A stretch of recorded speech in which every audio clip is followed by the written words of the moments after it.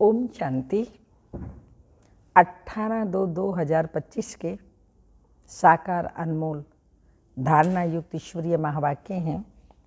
मीठे बच्चे, तुम्हारी फर्ज अदाई है घर घर में बाप का पैगाम देना। कोई भी हालत में युक्ति रचकर बाप का परिचय हर एक को अवश्य दो। क्वेश्चन है, तुम बच्चों को किस एक बात का शौक रहना चाहिए? आंसर, जो नई नई पॉइंट्स निकलती हैं उनको अपने पास नोट करने का शौक रहना चाहिए, क्योंकि इतनी सब पॉइंट्स याद रहना मुश्किल हैं। नोट्स लेकर फिर कोई को समझाना है, ऐसे भी नहीं कि लिखकर फिर कॉपी पढ़ी रहे। जो बच्चे अच्छी रीति समझते हैं उन्हें नोट्स लेने का बहुत शौक़ रहता है। अच्छी रीति समझते हैं फिर नोट्स लेते हैं तो वो भी उनको शौक़ होता है। गीत के बोल हैं, लाख जमाने वाले आदि आदि। ओम शांति। मीठे मीठे रूहानी बच्चों ने गीत सुना। रूहानी बच्चे ये अक्षर एक बाप ही कह सकते हैं। रूहानी बाप बिगर कभी कोई किसको रूहानी बच्चे कह नहीं सकते। बच्चे जानते हैं सब रूहों का एक ही बाप है और हम सब भाई भाई हैं। गाते भी हैं ब्रदरहुड, फिर भी माया की प्रवेशता ऐसी है जो परमात्मा को सर्वव्यापी कह देते हैं तो फादरहुड हो पड़ता है। रावण राज्य पुरानी दुनिया में ही होता है। नई दुनिया में राम राज्य अथवा ईश्वरीय राज्य कहा जाता है। यह समझने की बातें हैं।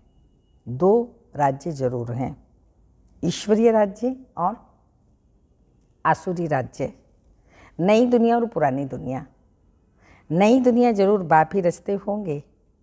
इस दुनिया में मनुष्य नई दुनिया और पुरानी दुनिया को भी नहीं समझते हैं, गोया कुछ नहीं जानते।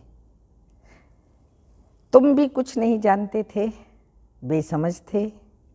नई सुख की दुनिया कौन स्थापन करता है? फिर पुरानी दुनिया में दुख क्यों होता है? स्वर्ग से नरक कैसे बनता है? यह किसी को भी पता नहीं है। इन बातों को मनुष्य ही जानेंगे ना। देवताओं के चित्र भी हैं तो जरूर। आदि सनातन देवी देवताओं का राज्य था, इस समय नहीं है। यह है प्रजा का प्रजा पर राज्य। बाप भारत में ही आते हैं। मनुष्यों को ये पता नहीं है कि शिव बाबा भारत में आकर क्या करते हैं। अपने धर्म को भी भूल गई हैं। तुमको अब परिचय देना है त्रिमूर्ति शिव बाप का। ब्रह्मा देवता, विष्णु देवता, शंकर देवता कहा जाता है। फिर कहते हैं शिव परमात्मा ही नमः। तो तुम बच्चों को त्रिमूर्ति शिव का परिचय देना है। ऐसी ऐसी सर्विस करनी है कोई भी हालत में बाप का परिचय सबको मिले तो बाप से वर्षा ले लें। तुम जानते हो हम अभी वर्षा ले रहे हैं और भी बहुतों को वर्षा लेना है। हमारे ऊपर फर्ज अदाई है। कौन सी? घर घर में बाप का पैगाम देना। वास्तव में मैसेंजर एक बाप ही है। बाप अपना परिचय तुमको देते हैं, तुमको फिर औरों को बाप का परिचय देना है, बाप की नॉलेज देनी है। मुख्य त्रिमूर्ति शिव, इनका ही कोर्ट ऑफ ऑमर्स भी बनाया है। गवर्नमेंट इनका यथार्थ अर्थ नहीं समझती।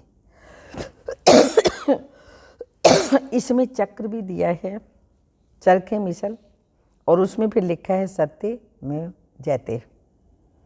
इनका अर्थ तो निकलते ही नहीं। यह तो संस्कृत अक्षर हैं।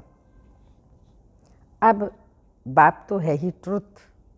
वह जो समझाते हैं उससे तुम्हारी विजय होती है सारे विश्व पर। तो बाप कहते हैं मैं सच कहता हूँ, तुम इस पढ़ाई से सच सच नारायण बन जाते हो।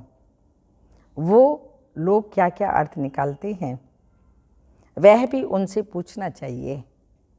बाबा तो अनेक प्रकार से समझाते हैं। जहाँ जहाँ मेला लगता है वहाँ नदियों पर भी, बाबा कहते हैं नदियों पर भी जा कर के समझाओ। पतित पावन गंगा तो नहीं हो सकती। नदियाँ सागर से निकलती हैं, वह है पानी का सागर। उसमें पानी की नदियाँ निकलती हैं, ज्ञान सागर से ज्ञान की नदियाँ निकलेंगी। तुम माताओं में अब ज्ञान है। गौ मुख पर जाते हैं, उनके मुख से पानी निकलता है, समझते हैं ये गंगा का जल है। इतने पढ़े लिखे मनुष्य समझते ही नहीं कि यहाँ गंगा जल कहाँ से निकलेगा। शास्त्रों में है कि बाण मारा और गंगा निकल आई। अब यह तो ज्ञान की बातें हैं। ऐसे नहीं कि अर्जुन ने बाण मारा और गंगा निकल आई। कितना दूर दूर तीर्थों पर जाते हैं, कहते हैं शंकर की जटाओं से गंगा निकली, जिसमें स्नान करने से मनुष्य से परी बन जाते हैं, मनुष्य से देवता बन जाते हैं। यह भी परी मिसल ही है ना। अब तुम बच्चों को बाप का परिचय देना है, इसलिए बाबा ने यह चित्र बनवाए हैं। त्रिमूर्ति शिव के चित्र में सारी नॉलेज है, सिर्फ उन्हों के त्रिमूर्ति के चित्र में नॉलेज देने वाले शिव का चित्र नहीं है, नॉलेज लेने वाले का चित्र है। अभी तुम त्रिमूर्ति शिव के चित्र पर समझाते हो। ऊपर में है नॉलेज देने वाला, ब्रह्मा को उसमें नॉलेज, उनसे नॉलेज मिलती है, शिव बाबा से ब्रह्मा बाबा को नॉलेज मिलती है, जो फिर फैलाते हैं। इसको कहा जाता है ईश्वर के धर्म की स्थापना की मशीनरी। ये देवी देवता धर्म बहुत ही सुख देने वाला है। तुम बच्चों को अपने सत्य धर्म की पहचान मिली है। तुम जानते हो हमको भगवान पढ़ाते हैं, तुम कितना खुश होते हो। बाप कहते तुम बच्चों की खुशी का पारावार नहीं होना चाहिए, क्योंकि तुम्हें पढ़ाने वाला स्वयं भगवान है। भगवान तो निराकार शिव है, ना कि श्री कृष्ण।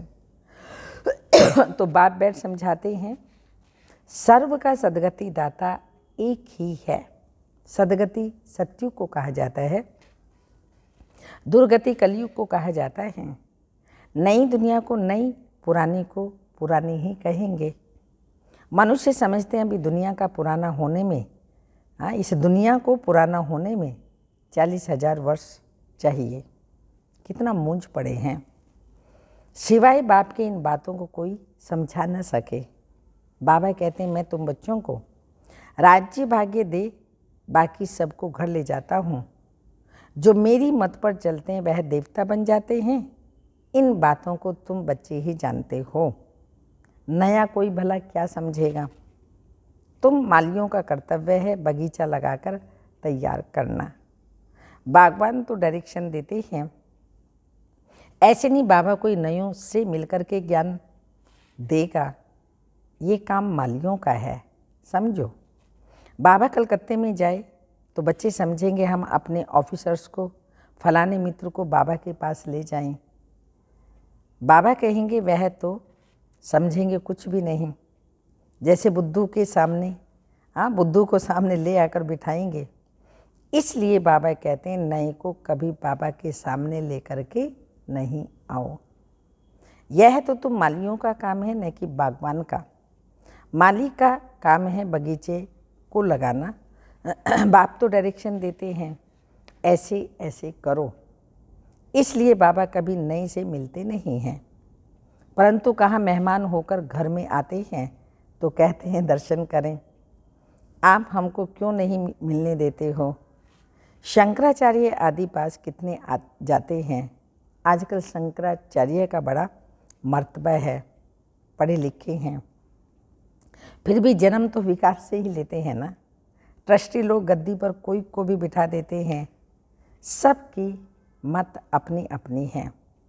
बाप खुद आकर के बच्चों को अपना परिचय देते हैं कि मैं कल्प कल्प इस पुराने तन में ही आता हूँ। यह भी अपने जन्मों को नहीं जानते। शास्त्रों में तो कल्प की आयु ही लाखों वर्ष लगा दी है। मनुष्य तो इतने जन्म ले नहीं सकते, फिर जानवर आदि की भी योनियाँ मिलाकर के 84 लाख बना दी हैं। मनुष्य तो जो सुनते हैं सत्य सत्य करते रहते हैं। शास्त्रों में तो सब है भक्ति मार्ग की बातें। कलकत्ते में देवियों की बहुत शोभावान सुंदर मूर्तियां बनाते हैं, सजाते हैं और फिर उनको डुबो देते हैं।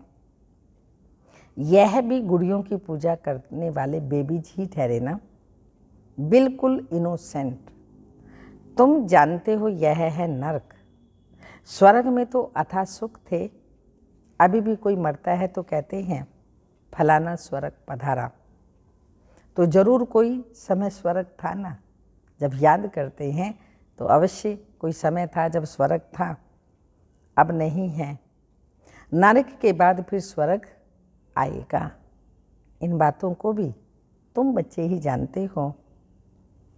मनुष्य तो रिंचक भी नहीं जानते। तो नया कोई बाबा के सामने बैठ क्या करेगा। इसलिए माली चाहिए जो परवरिश करे। यहाँ तो माली भी ढेर के ढेर चाहिए। मेडिकल कॉलेज में कोई नया जाकर बैठे तो समझेगा कुछ भी नहीं। यह नॉलेज भी नहीं है। तो बाप कहते हैं मैं आया हूँ सबको पावन बनाने। मुझे याद करो तो पावन बन जाएंगे। इस समय सब हैं तमो प्रधान आत्माएं। तब तो कह देते आत्मा सो परमात्मा। हाँ, सब में परमात्मा है। तो बाप थोड़ी बैठ ऐसो से माथा मारेगा। यह तो तुम मालियों का काम है, कांटों को फूल बनाना। तुम जानते हो भक्ति है रात, ज्ञान है दिन। गायब भी जाते हैं ब्रह्मा का दिन ब्रह्मा की रात। प्रजापिता ब्रह्मा के तो जरूर बच्चे भी होंगे ना। कोई को इतना भी अक्ल नहीं जो पूछे कि इतने ब्रह्मा कुमार कुमारियाँ, इनका ब्रह्मा कौन है। अरे प्रजापिता ब्रह्मा तो मशहूर है ना। उन द्वारा ही ब्राह्मण धर्म स्थापन होता है। कहते भी हैं ब्रह्मा देवताय नमः। तो बाप तुम बच्चों को ब्राह्मण बनाए फिर देवता बनाते हैं। शिव परमात्मा शिव परमात्मा हैं। ब्रह्मा द्वारा शिव बाबा आकर के ब्राह्मण सो देवता बनाते हैं। तो जो नई नई पॉइंट्स निकलती हैं उनको अपने पास नोट करने का शौक़ बच्चों में रहना चाहिए।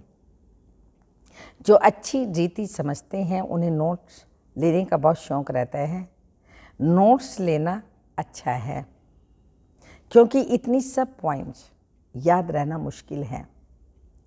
लिखेंगे, समय पर पढ़ेंगे तो स्मृति में रहेंगी।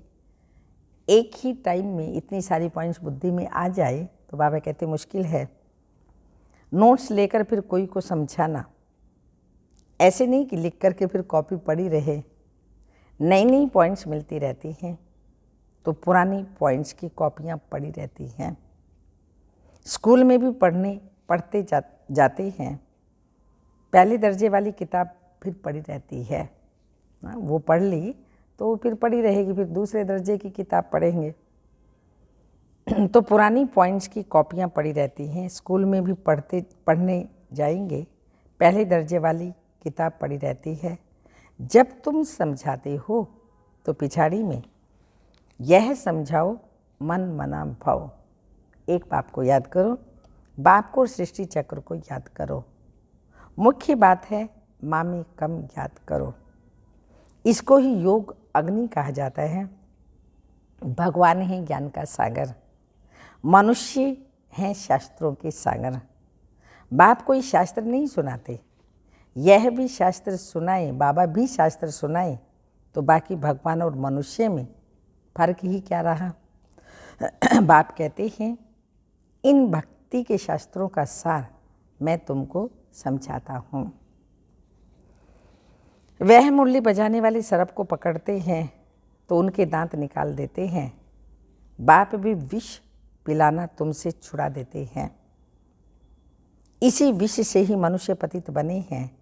तो बाप कहते हैं अब इनको छोड़ो, फिर भी छोड़ते नहीं हैं।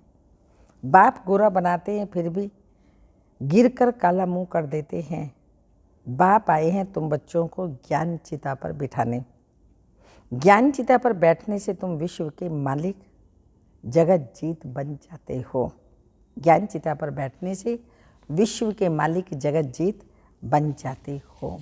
अच्छा, मीठे मीठे सिक्के लदे बच्चों प्रति माता पिता बाप दादा का याद प्यार। Good morning diamond morning. रूहानी बाप की रूहानी बच्चों को नमस्ते। हम रूहानी बच्चों की रूहानी माता पिता बाप दादा को याद प्यार। Good morning diamond morning. ओम नमस्ते। धारणा के लिए मुख्य सार हैं, सदा खुशी रहे। हम सत्य धर्म की स्थापना के निमित्त हैं। स्वयं भगवान हमें पढ़ाते हैं, ये सदा खुशी रहे। हमारा देवी देवता धर्म बहुत ही सुख देने वाला है। सेकंड पॉइंट, माली बन कांटों को फूल बनाने की सेवा करनी है। पूरी परवरिश कर फिर बाप के सामने लाना है, मेहनत करनी है। वरदान, पुरानी देह और पुरानी दुनिया को भूलने वाले बाप दादा के दिल तख्त नशीन भव।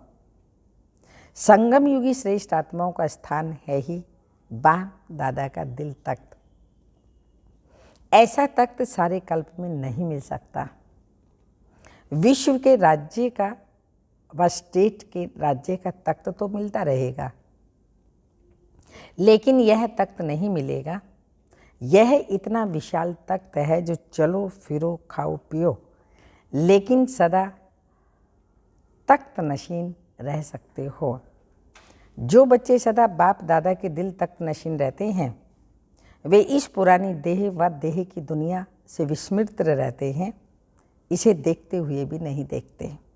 स्लोगन, हद के नाम मान ज्ञान के पीछे दौड़ लगाना, अर्थात परछाई के पीछे रहना। हद के नाम मान शान के पीछे दौड़ लगाना, अर्थात परछाई के पीछे पड़ना। अव्यक्त इशारे, एकांत प्रिय बनो, एकता और एकाग्रता को अपनाओ। जैसे कोई भी नई इन्वेंशन अंडरग्राउंड से कर सकते हैं, वैसे आप भी जितना अंडरग्राउंड अर्थात अंतर्मुखी रहेंगे, उतना नई नई इन्वेंशन व योजनाएं निकाल सकेंगे। अंडरग्राउंड रहने से एक तो वायुमंडल से बचाव हो जाएगा, दूसरा एकांत प्राप्त होने के कारण मनन शक्ति भी बढ़ेगी, तीसरा कोई भी माया के विघ्नों से सेफ्टी का साधन बन जाता है। माया के विघ्नों से सेफ्टी का साधन बन जाता है। ओम शांति।